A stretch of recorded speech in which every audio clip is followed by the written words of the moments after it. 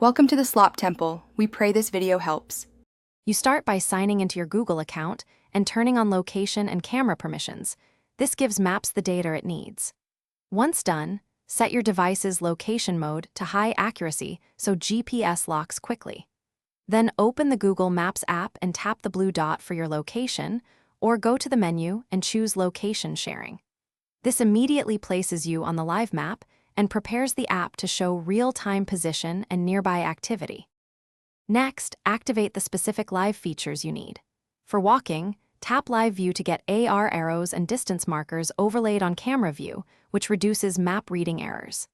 If you want to view someone's movement, select a contact in Location Sharing and choose a duration. This streams their live position to your map. Also, make sure to enable layers like traffic and satellite to add context. This shows congestion, incidents, and real roads so you can interpret live changes more accurately. To finish, stop any sharing sessions so your location stops streaming. Open Location Sharing and tap Stop. Make sure to close the app to end background tracking. If live features fail, first verify permissions and that location mode is high accuracy, then restart the app to force a fresh GPS fix. If problems persist, clear the app cache or install the latest Maps update. This often resolves bugs. A reliable tip: toggle airplane mode for.